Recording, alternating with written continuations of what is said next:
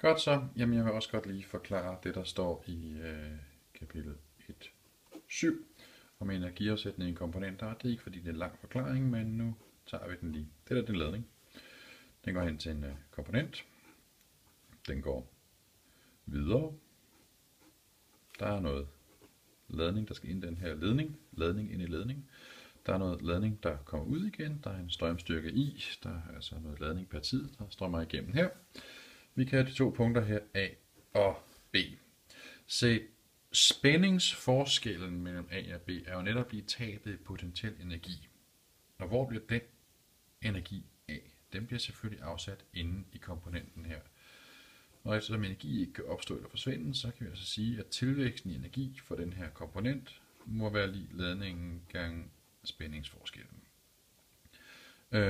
Vi ved også, at strømstyrke jo per definition er ladning per tidsinterval, eller med andre ord, så den ladning her er lige I gange delta t, og I kan nok se, hvor det bærer hen af nu, fordi nu kan vi skrive effekten op, hvormed der afsættes energi i den her resistor, som det måske er, eller hvad det nu end er. Fordi effekten er jo per definition lige delta I over delta t, hvor jeg har tilladt mig at holde op med at skrive komponent hele tiden, fordi det bliver man træt af. Delta E var lige Q gange, og nu skriver jeg også bare U, divideret med delta T. Delta I var Q gange U, og delta T det var delta T.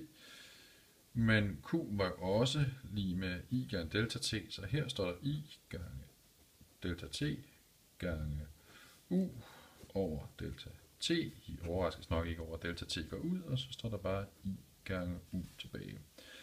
Så hvis vi nu kigger på en decideret resistor, eller bare noget, hvor resistansen sådan momentant er konstant, så kan vi bruge Ohms lov og sige, at effekten P, hvormed der afsættes energi i den her, jamen I er lige U over R. Så hvis vi skriver I gange U, så står der I gange U, eller U i anden over R. Men U er jo lige I gange R, så her står I i anden, R i anden over R, eller I i anden R. Så det er jo meget, meget flot P, jeg har lavet mig her, ikke? Men hvis I støder på komponenter, der lige for tiden opfører sig som resistorer, vil I altså kunne udnytte disse formler og sige, at effekten er lige U i anden over R, eller hvis det er strømstyrken, I kender, så er den I i anden gange R. Det er nyttige formler at kende.